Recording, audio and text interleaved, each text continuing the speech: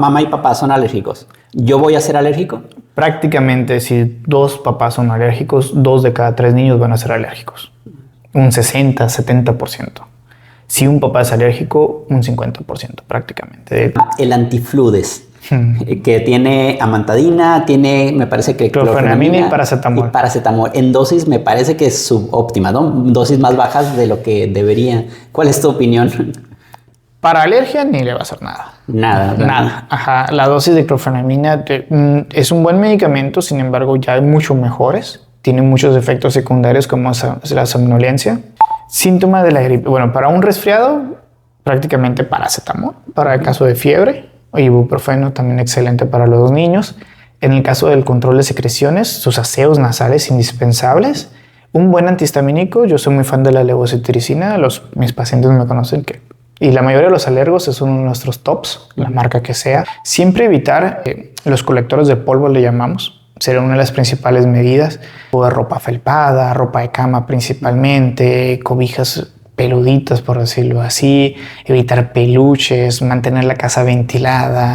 ¿Qué tal? Soy el doctor Chávez, anestesiólogo. El día de hoy voy a entrevistar al doctor Carlos López. El doctor Carlos López es alergólogo clínico. ¿Cómo estás, Carlos? Hola, Isaac. Muy bien, ¿y usted? Muy bien, muy bien. Pues quiero platicar un poquito sobre ti. Tu trayecto es que estudiaste medicina general, primero como todos, y luego estudiaste pediatría y después alergología clínica, ¿es correcto? Es correcto. Nosotros tenemos que, para ser alergólogos clínicos e inmunólogos, vaya a aclarar, tenemos que tener medicina interna terminada o pediatría terminada y ya nos enfocamos en alergias en general, para población en general. Por lo tanto, ves tanto adultos como niños. Exacto. Esto resulta conveniente porque pues, un adulto probablemente empezó esa alergia desde niño. ¿Te ha pasado que tienes pacientes que te llegan en edad adulta, pero pues todo el tiempo han tenido alergias, toda su vida? De hecho, la mayoría de los pacientes, la historia de la alergia viene desde la infancia, ¿no? Igual puede presentarse a cualquier edad, pero la mayoría tiene pues batallando con ella desde niñas, ¿no? Es muy común ver a adultos que dicen, desde chiquito tengo este problema y hasta ahorita me quiero tratar. O papás que nos llevan a los niños de que sabes que ya empezó, vamos a iniciar tratamiento porque yo pasé por lo mismo. Oye, pues para empezar con algunas definiciones básicas, ¿me podrías decir en términos generales qué es una alergia? Si lo pudiéramos definir como una palabra, sería un proceso de inflamación, podríamos decirlo así. O también podríamos explicarlo como la capacidad que tiene tu cuerpo de responder ante algo que a otra persona no le va a hacer daño. Ejemplo, muchas personas son alérgicos al pelo de perro, de gato, y otras personas simplemente no le hacen nada. Es un proceso donde tu cuerpo identifica algo y se defiende contra ellos. Y no pasa en todas las personas, sino a estas personas que tienen esta carga o susceptibilidad para desarrollar alergias. Que sería bien clave esta palabra que dices que en otras sí les haría daño, ¿no? A diferencia a lo mejor de que si hablamos de una infección bacteriana, pues, pero que a cualquiera, si nos entra una bacteria, algún tipo de bacteria, a lo mejor esa bacteria a todos nos haría daño. Pero no puedes decir, entonces, por ejemplo, decir, es que soy alérgico a los cuchillos, como decía por ahí un chiste, me acordé de Carlos Vallarta, ¿no? Soy alérgico, por ejemplo, a las balas, ¿no? Al veneno. Soy alérgico a las balas. A las balas. Ajá, ¿no? Exactamente, ¿no? Tu cuerpo va a identificar algo, tienes que tener una predisposición genética, debe haber algunas variaciones ahí, le llamamos epigenética, algunos factores en tu medio ambiente, en tu desarrollo para desarrollar esta susceptibilidad. Necesitas tener una exposición constante y tu cuerpo lo va a reconocer y lo va a intentar atacar prácticamente. Y esta manifestación es inflamación, ya sea en diferentes partes del cuerpo. Ojos, garganta, vía respiratoria, piel. Es un proceso de defensa, traducido como una inflamación, ¿no? Ya. Y sí, casi siempre relacionamos con piel, con estas ronchas, con esta reacción como de urticaria, pero puede ser en cualquier parte del cuerpo. Prácticamente en cualquier parte, ¿no? Desde el cuero cabelludo hasta las puntas de los dedos de los pies. Prácticamente puede desarrollar en cualquier lugar una alergia. ¿Y cuáles son las alergias más frecuentes? Fíjate que la más frecuente siempre va a ser vía respiratoria. Esto es hablando de rinitis, es el primer lugar, nuestro top. Conjuntivitis, asma, piel también. Pero vía respiratoria, lo que es rinitis, se lleva el primer lugar de todas. ¿Y de los alergenos, de las sustancias que nos pueden causar esta reacción de inflamación, cuáles serían? Fíjate que el más curioso para la región de Sonora, lo ves todos los días en todas partes, es el polen de árbol y principalmente del que llamamos mezquite o su familia, lo que es el palo verde y el palo fierro. Hay diferencia, cabe resaltar, de las áreas del sur del país donde es más frecuente los ácaros del polvo. Y seguro mucha bibliografía, mucha información va a decir no, que el ácaro del polvo es el primer lugar. Pero en esta región de Sonora, bueno, en Sonora en general, igual en las regiones desérticas del noroeste del país, esta planta, el Prosopis o Prosopis juliflora, el mezquite, se lleva el top. ¿Y qué etapa del año provoca? ¿Todo el año o cuando? Primavera. Primavera. Cuando ves los mezquites amarillos ahí, es la peor época para muchos alérgicos. Y en general, bueno, la primavera se relaciona por esta etapa de alergias en general en todo el mundo, ¿no? Sí, pasa mundo. También eso. Sí, es la etapa de polinización de la mayoría de los árboles. Es cuando empiezan a florecer, por decirlo así. Vienen los aires, llevan ese polen a metros, kilómetros de distancia y los pacientes pues presentan sus manifestaciones.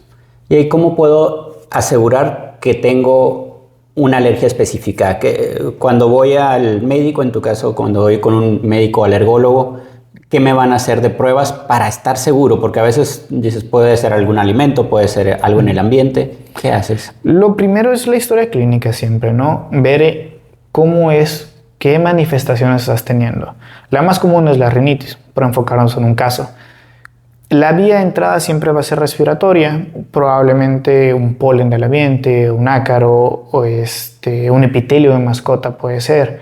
Para eso usamos las pruebas cutáneas, las famosas pruebas. No es el único método, pero sí es el más utilizado. Existen tanto métodos que llamamos in vitro, que son en laboratorio, o métodos in vivo, que son en piel. Los en piel son los más utilizados porque se pueden hacer en el consultorio, son rápidos, son más económicos y dan un resultado inmediato. Prácticamente hacemos las pruebas de punciones en la piel, los famosos piquetitos que todo el mundo le tiene miedo. Cabe aclarar que no es así. ¿Sí? Son punciones inofensivas que no dejan cicatriz ni generan dolor. Y probamos una batería, una lista de componentes específicamente para el estado. Y si el paciente es alérgico a algo, prácticamente reproducimos una reacción alérgica controlada en la piel. Y así nos damos cuenta, podemos verificar, ¿sabes qué? Pues tú eres alérgico al perro, al pelo de perro, al gato, al mezquite, a la plantita que tienes afuera de tu casa, etcétera, ¿no? Y pues eso es parte del diagnóstico, pero sobre eso también nos ayudan a trazar un tratamiento, ¿sí? La mayoría de las reacciones alérgicas pueden ser mediadas por esta inmunoglobulina E, que son las reacciones inmediatas, las más comunes, rinitis, conjuntivitis, asma, algunos tipos de dermatitis. Y tener un resultado objetivo de a qué eres alérgico nos puede ayudar a trazar un mejor tratamiento, las famosas inmunoterapias o las vacunas de alergia. Prácticamente intentamos con las vacunas desensibilizar, quitar volver a educar a tu sistema de defensa para que ya no ataque este polen, ya no ataque el pelito de perro. Y así mejore la calidad de vida, mejore la sintomatología, se reduzca el número de medicamentos que estés usando. ¿Puedo dejar de ser alérgico a algo entonces con estas vacunas? Híjole, pregunta un poquito complicada. Puedes dejar de ser alérgico si llevas tratamiento, pero tu fenotipo, tu carga genética, esa no puede variar. Ejemplo, llega un paciente, si tú eres alérgico al epitelio de perro, de gato, la piel del perro, del gato, yo te puedo dar una inmunoterapia, te podemos quitar esta alergia, te podemos llegar a que convivas con las mascotas, que estés toda tu vida bien con esas mascotas. Sin embargo, tu cuerpo puede desarrollar una nueva alergia. Tu carga genética no te la puedo modificar, lamentablemente, ¿no? Y en el transcurso de algunos años puedes captar ahora, no sé, a la florecita afuera de tu casa, ¿sí? Esa susceptibilidad no se puede quitar, lamentablemente. Por eso, o sea, algunas personas son alérgicas a una cosa, pero también a otro montón de cosas. Exactamente. Por la parte genética. Respecto a la parte genética, ¿qué tanto influye que mis papás sean alérgicos a algo y que yo vaya a ser alérgico? ¿Se pasa esa predisposición? Ya te condenaron. Si mis dos papás, mamá y papá son alérgicos, ¿yo voy a ser alérgico? Prácticamente, si dos papás son alérgicos, 2 de cada 3 niños van a ser alérgicos. Un 60-70%. Si un papá es alérgico, un 50% prácticamente, del 40, 50, depende de la bibliografía o el estudio que se haya hecho, ¿no? Pero sí, ni modo, esto es carga genética la mayor parte del tiempo, ¿no? Sí, puedes iniciar tú con esta tendencia. Hay muchos factores que pueden hacer implicarse para desarrollar una alergia. Pero la carga genética es indispensable. Bueno, siempre está presente, o casi siempre está presente. Y como dices, aunque mis papás no sean alérgicos, también yo podría ser el primero en esa línea de familia. Puede ser la ovejita más raro, negra. menos porcentaje pasa eso. Pero puede ser la ovejita negra, ni modo. Pero sí. Y es algo entonces que toda mi vida, digamos, si alguien que es alérgico a algo, toda su vida puede que llegue a presentar otra alergia más y se le van sumando las alergias. ¿Esa es la evolución? Sí, existe un concepto que se llama historia natural de la enfermedad o marcha alérgica, inclusive le decimos ya en nuestro mundo, ¿no? Prácticamente las alergias van evolucionando. Conforme vas creciendo, vas tomando más edad. Se dice que generalmente inician de vía nasal, una rinitis en la etapa escolar. Posteriormente puede desarrollar problemas pulmonares o un asma, posteriormente problemas en piel. Va evolucionando esta enfermedad. Puedes ir captando nuevas alergias y desarrollando diferentes tipos de manifestaciones inflamatorias en general, ¿no? Oye, y de las alergias alimentarias, ¿no? Que nos puede pasar a todos, a veces al camarón, a veces a nueces, a fresas, algún alimento en específico.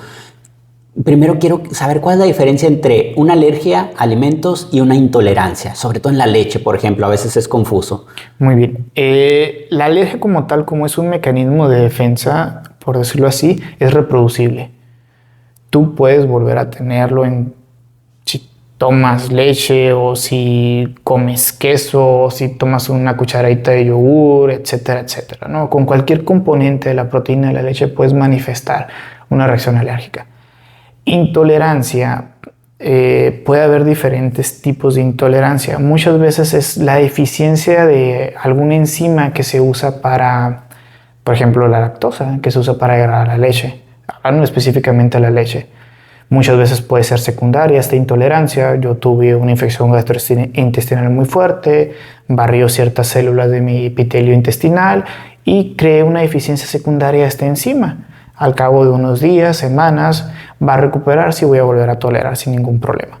En cambio, una alergia propiamente dicha, tú vas a seguir teniendo ese problema porque es un mecanismo de defensa de tu cuerpo, es una susceptibilidad que ya tienes. Por eso decimos, es reproducible. Y generalmente en una intolerancia, hablando específicamente del término de la leche, muchas veces las reacciones son gastrointestinales.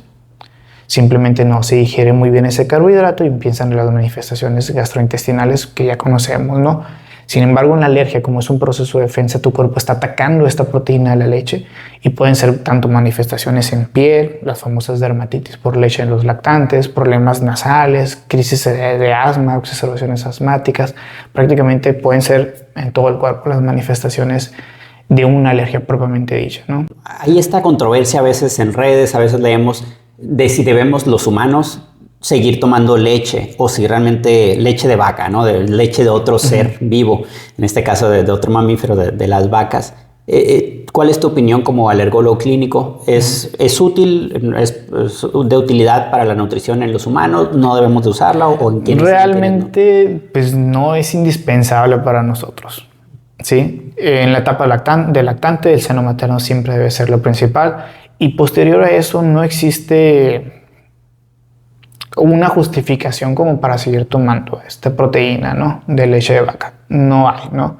Igual, a otras opciones tampoco existe una justificación. En teoría, si tienes una dieta balanceada, puedes sustituir todo esto sin ningún problema, ¿no? Sí da muchos problemas. De hecho, en alergias alimentarias, la leche de vaca es nuestro top. No es la única, pero sí es el top de alergias.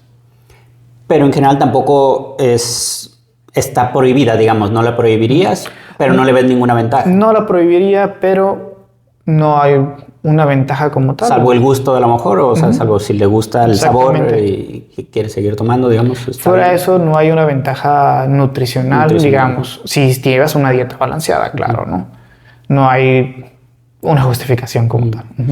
Y cuéntame un poco del periodo de introducción de los alimentos en los bebés, o sea, partiendo así, vamos a un recién nacido, que lo ideal, como bien dices, es darle el seno materno, pero ¿A qué edad ya podemos introducir otros alimentos y qué alimentos recomiendas? ¿En qué orden y en qué protocolo le mezclamos o le introducimos por primera vez alimentos? Muy bien, ya existen muchas técnicas sobre la introducción de alimentos. Hay bastantes, ¿no? Para todos los gustos prácticamente.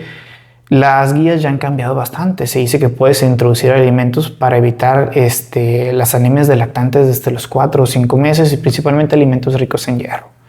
Como tal, uno de los grandes mitos era, ¿sabes qué? Algunos alimentos están prohibidos antes del año de edad, como los alimentos alergénicos, comillas. Ya no existe eso. Eso es un mito que quedó en desuso. Puedes introducir cualquier alimento, fresas, ¿qué otro era? Cacahuates, por ejemplo. Obviamente en su debida presentación. Molidos. Sí, no, cómete. Pero ya no hay una regla de cuándo introducirlos, ¿no? Los alimentos alergénicos, huevo, por ejemplo, puede ser a los 6 meses puedes darle fresa a un bebé. Sí, exactamente. Y cacahuate envuelto. Sí, bueno, uno por uno, ¿no? Eso sí se mantiene, de que le das cierto alimento nuevo, nada más ese alimento ese día. No le vas a meter 2 alimentos nuevos el mismo día. Sí. Ya no se usa tanto, fíjate, sí. ¿No? Anteriormente se usaba la técnica de los 3 días. ¿Sabes qué? Voy a meter este alimento 3 días. Ahorita los protocolos ya es... Puedes darle 5 alimentos diferentes el mismo día, digamos, o una probadita de fresa, una probadita de huevo. Puede ser, sin problema.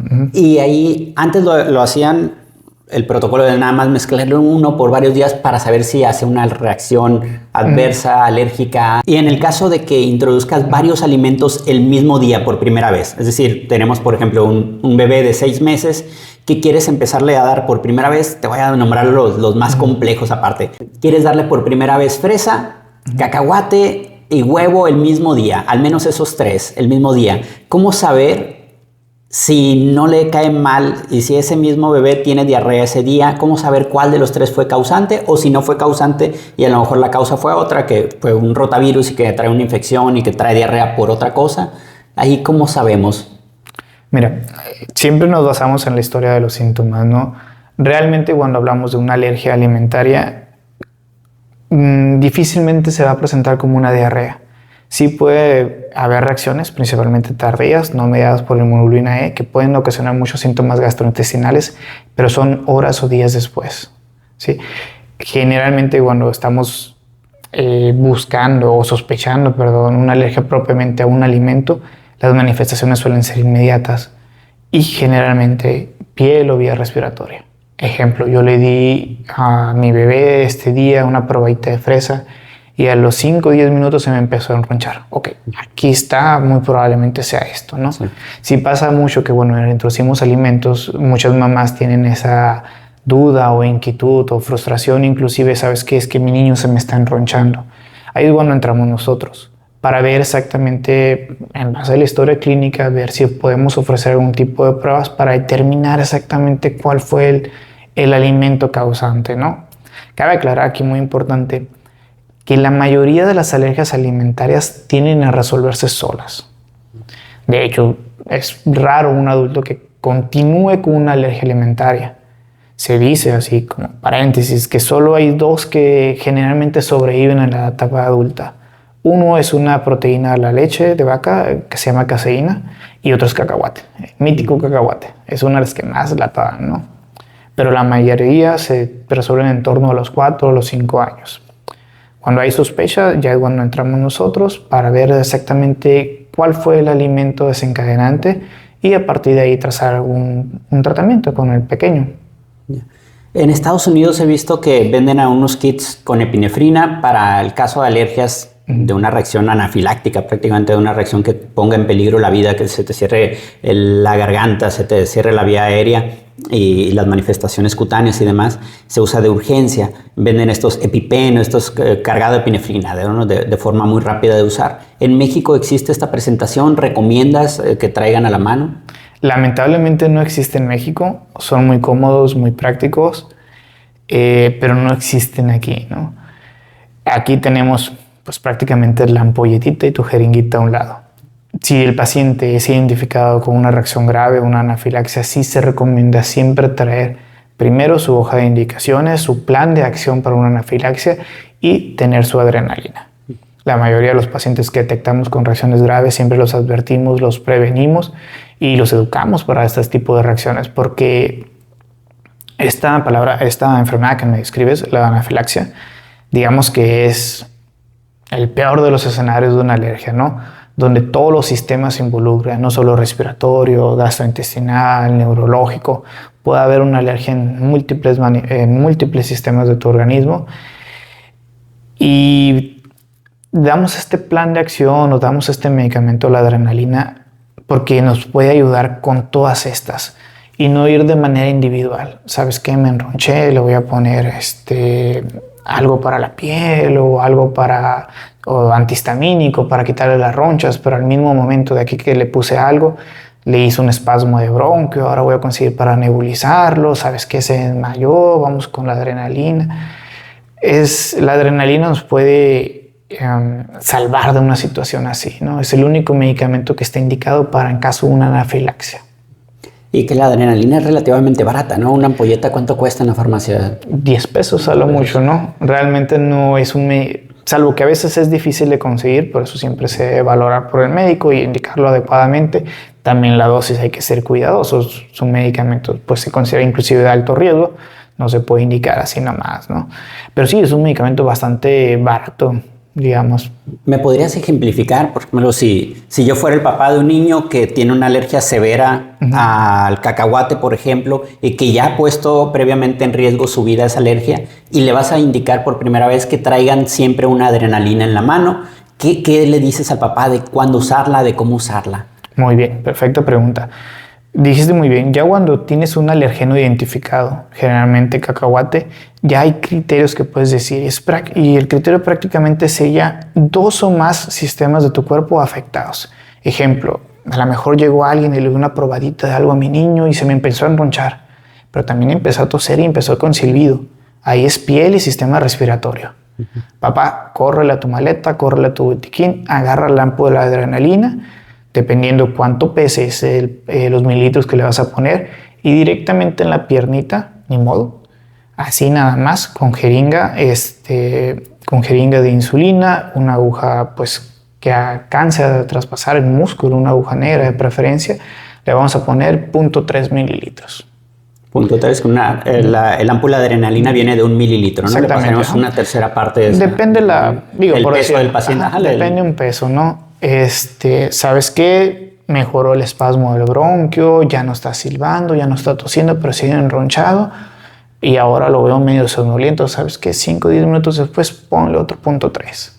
Así son los planes de acción, ¿no? ¿Qué hacer en caso de? Hay muchas situaciones que tienes escasos minutos para tomar una decisión. Siempre todo papá que tengas un niño con una alergia grave alimentaria, anafilaxia, problemas de sistema respiratorio, hay que tener su adrenalina ahí para evitar esto. Otro escenario, igual en esta ocasión no se conoce a qué es alérgico. Por primera vez, como bien dices, alguien le invitó ahí una cucharadita de algo de chocolate o de algún dulce y empieza con alguna manifestación de ronchas. Nada más presenta ronchas un niño. ¿Cuándo debo llevarlo a urgencias a un hospital? ¿Qué debe de tener para así asustarme y decir, esto ya no le puedo dar un jarabito, tiene que ir a un hospital? Bueno, en general cualquier tipo de manifestación clínica es valorarse por un médico, ¿no? A veces sí puede manejarse por consulta externa, pero siempre es valoración por un médico. ¿Cuándo debe acudir a un servicio de urgencias? Cuando ya afecte la capacidad de ese menor. Ejemplo, ¿sabes qué? Empezó con su sibilancia, su dificultad respiratoria, está tirado en el piso que no puede respirar, hospital.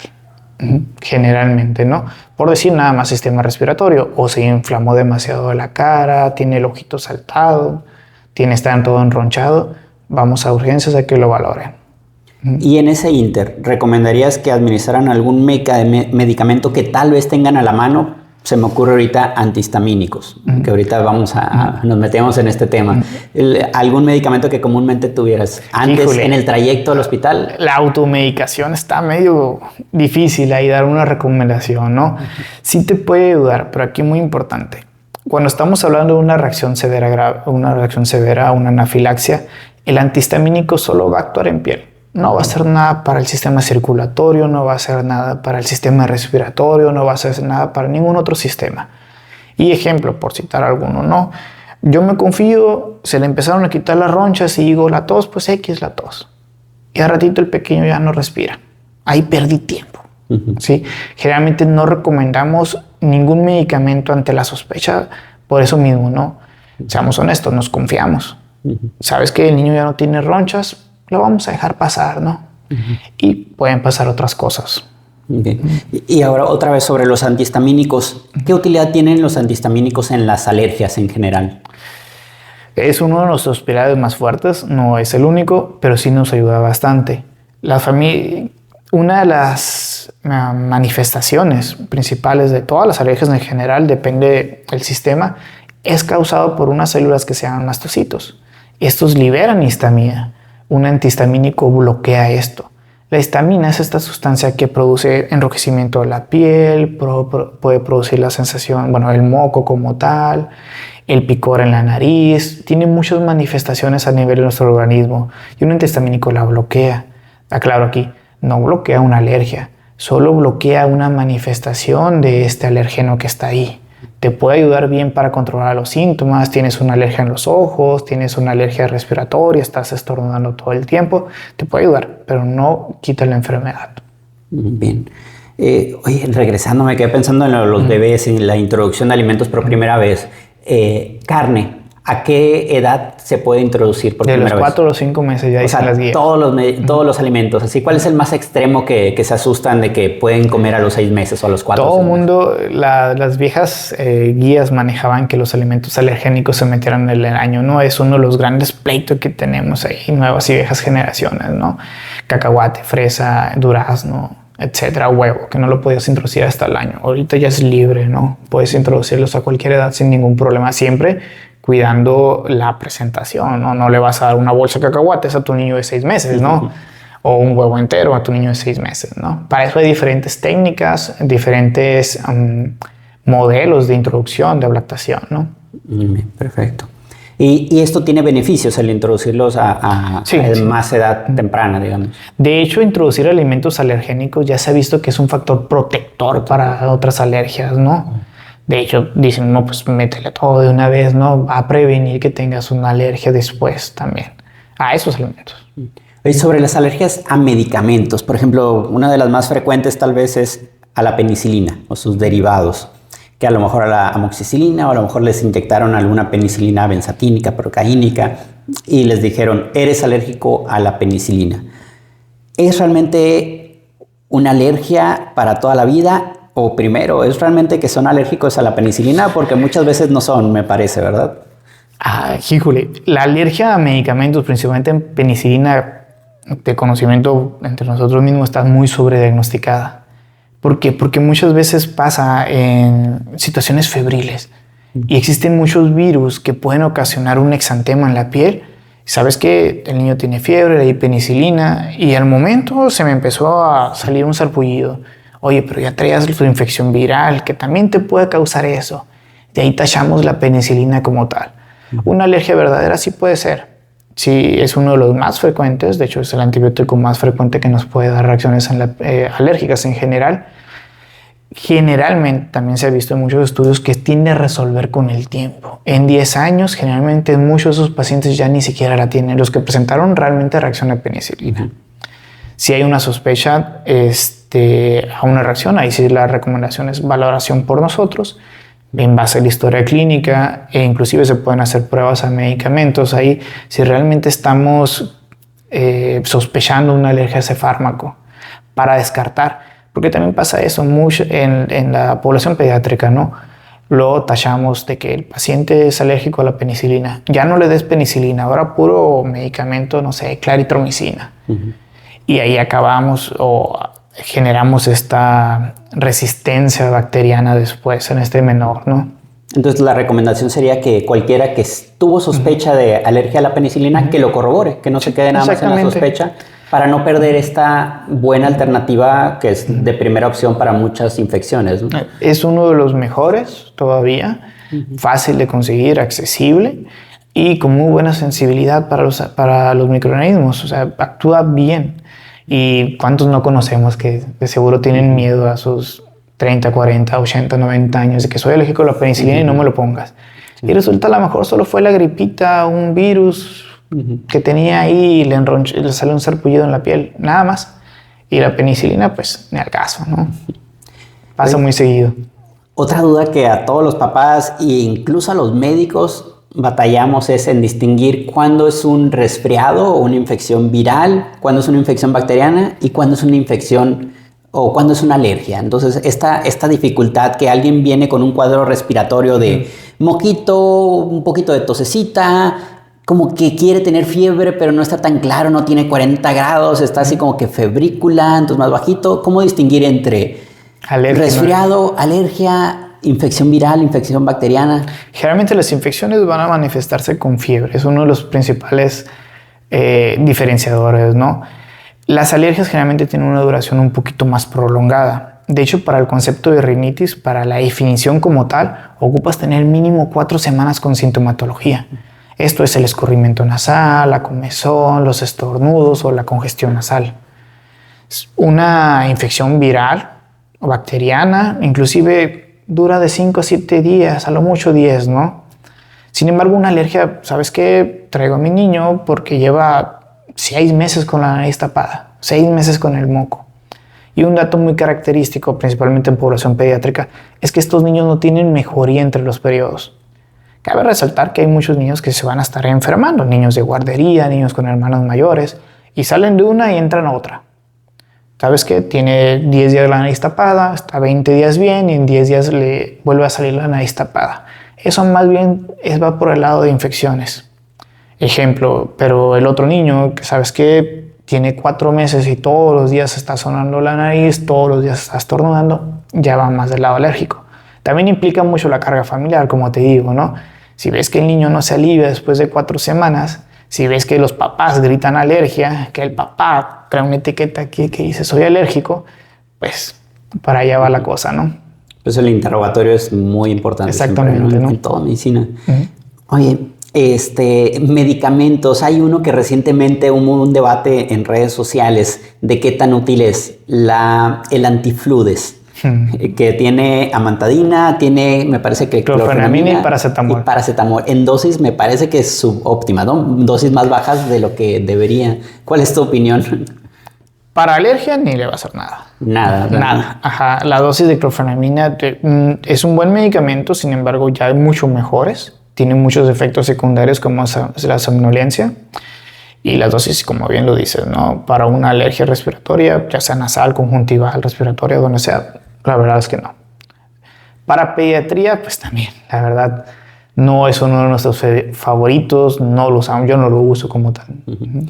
¿Hace cuánto recetaste por última vez antifludes o nunca lo has recetado? No me acuerdo, ¿no? A lo mejor cuando eras interno, médico interno o médico general.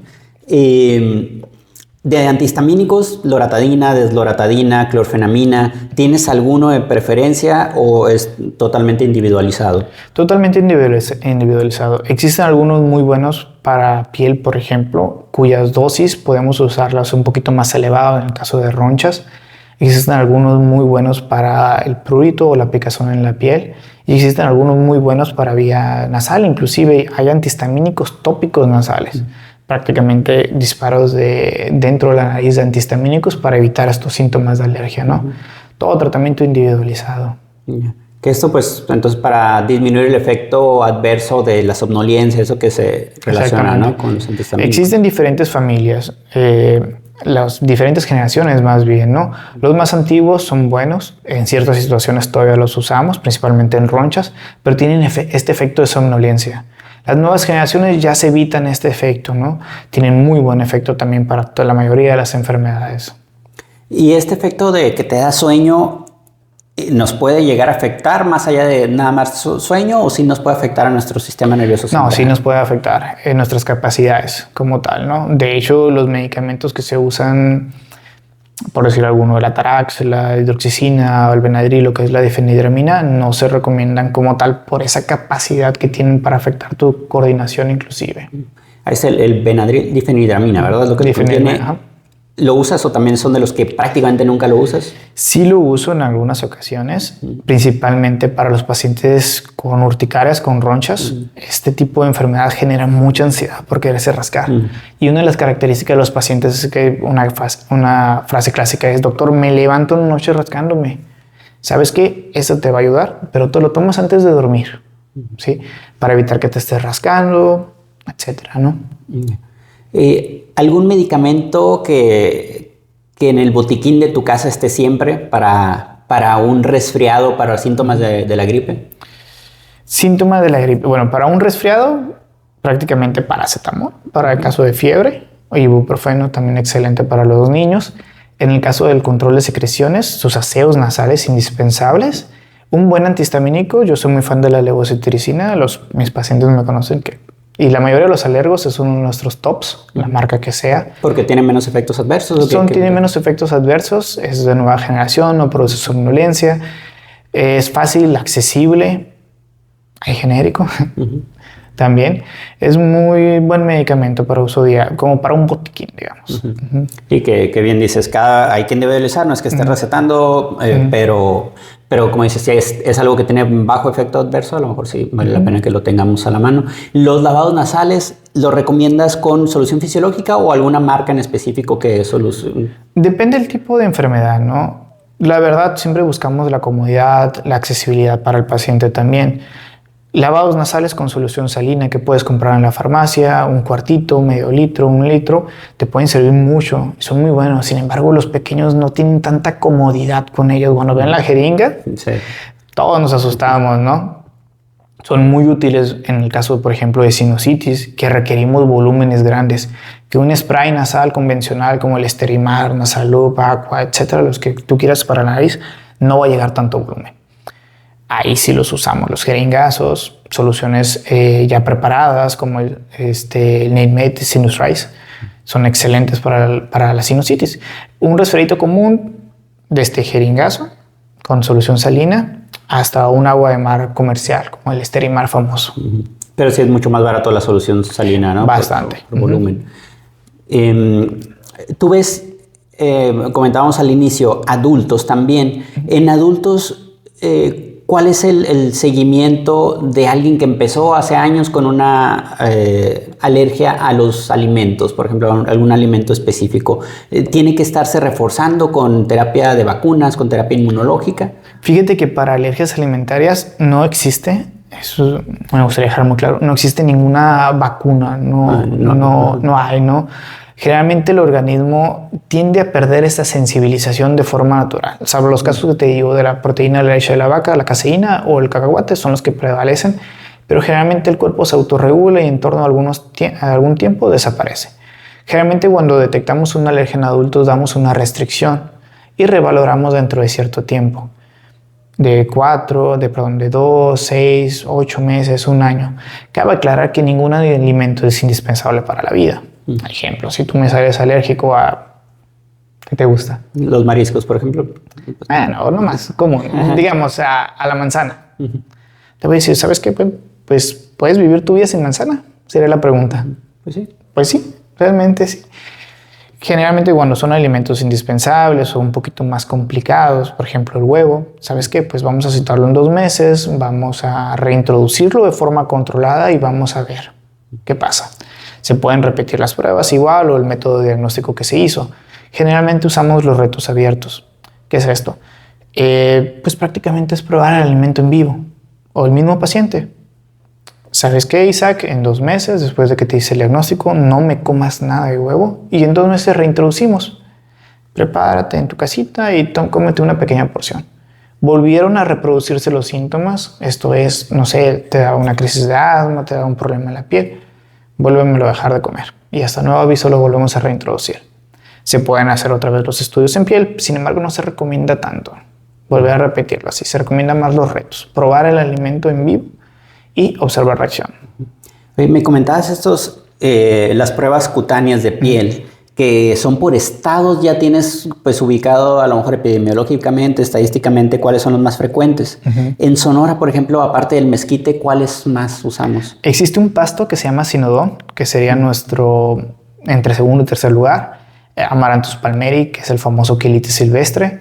Digamos que esos 3 se llevan los 3 primeros lugares de pólenes. La ambrosía, artemisa, malezas del desierto se llevan también buenos lugares ahí. Y después ya nos vamos con los domésticos, lo que prácticamente tenemos todos en casa. A lo mejor alguna mascota se lleva un buen lugar, también está dentro de nuestros primeros 10. Epitelio de gato, de perro, hongos de la humedad. Hay diferentes tipos de hongo que podemos tener en nuestra casa que dan muchos problemas respiratorios. Y ácaros del polvo también, ¿no? Serían como los 10 primeros ahí que siempre salen, ¿no? Y en el resto del país, ¿cuáles serían el top 3 de alergias cutáneas? Bueno, que diagnosticas con las pruebas cutáneas. La mayoría de la bibliografía se centra en los reportes del centro del país y ahí el top es ácaro. Si bien están los que te comento, pero no están tal vez en el tercer, cuarto, los pólenes de los árboles o las malezas, ¿no? Pero ácaros del polvo se lleva a los primeros lugares en el centro del país. Cabe resaltar que aquí no resaltan tanto por el clima que tenemos. Por el calor, por lo seco. Exactamente, por lo seco más bien. Los ácaros necesitan humedad para reproducirse, ¿no? Necesitan humedad y aquí no es algo que tengamos. Y si se sospecha o si ya se tiene el diagnóstico de alergia a los ácaros, ¿cuáles son las medidas que podemos hacer en casa? Siempre evitar los colectores de polvo, le llamamos. Sería una de las principales medidas. Por ejemplo, tipo de ropa felpada, ropa de cama principalmente, cobijas peluditas, por decirlo así, evitar peluches, mantener la casa ventilada, evitar humedad en la casa. Serían las principales medidas, ¿no? Mantener la ropa de cama limpia siempre, de preferencia clorada, secada al sol. Existen algunas otras medidas un poquito más costosas, por decirlo así. Existen ciertos purificadores de ambiente, de aire, que pueden ayudarnos bastante en una alergia doméstica, citado el caso de los ácaros del polvo, pero ya implican un poquito más de gasto ahí, ¿no? Las medidas convencionales serían evitar toda la colección de polvo, evitar humedad dentro de la habitación. Y para estas otras alergias que también se transmiten, como la del mezquite, ¿también nos sirve un purificador de aire en casa? Nos podría servir siempre y cuando se adapte a la habitación, ¿no? Pero, híjole. Tener que estar en toda la casa y cerrar las ventanas todo el tiempo. ¿Cómo te escapas de un mezquite aquí en Hermosillo? Sí. Está difícil, ¿no? Y salir sin respirar rápido a tu carro cuando tengas que salir. Exactamente. Sí. Ahí sí se pueden plantear medidas, ¿no? Use cubrebocas, los aseos nasales, muy importante. Cabe aclarar que la vía de entrada de este polen va a ser por vía respiratoria. A todos mis pacientes, y coinciden todos los alergos, el paciente alérgico debe vivir con sus lavados nasales. No solo sirve para sacar el moco en los pequeñitos, no, también sirve para barrer esa cantidad de polen que queda en tu nariz, que sirve para barrer los ácaros del polvo que quedaron ahí. Es un mecanismo de limpieza, por decirlo así, ¿no? Pero sí, citando el caso del mezquite, pues ¿cómo te escapas aquí en Sonora, en Hermosillo? A veces queremos resolver, o los familiares, los papás, quieren resolver todo con vitaminas. En el caso de las alergias, ¿nos ayuda algún tipo de vitamina que consumamos o nos afecta, al contrario, algún tipo de vitamina? Hay algunas déficits de vitaminas más bien que se han visto que pueden afectar en trastornos, principalmente de piel, el déficit de vitamina D. Sin embargo, como tal, solo es parte del problema. No va a ser la solución sustituir o reponer este déficit, no va a ser la solución definitiva, ¿no? Todo se debe ver en un conjunto, ¿no? Y por la vía respiratoria realmente no existe ningún tratamiento con vitaminas que te ayude a prevenir una alergia. ¿Ejercicio tiene algún impacto a favor o en contra en Siempre. alergias? Siempre. Mantener un buen estado de salud, evitar la obesidad, todas estas situaciones proinflamatorias que se dice que por el estado de obesidad te van a ayudar a controlar mejor tus alergias como tal, ¿no? La capacidad respiratoria que adquiere una persona que hace ejercicio también nos ayuda bastante para esto.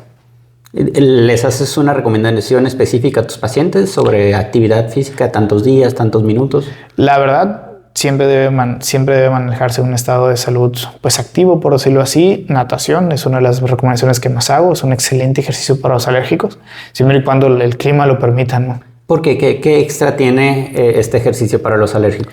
Adquieres la capacidad de controlar un poquito mejor tu respiración. Eso nos ayuda bastante, ¿no?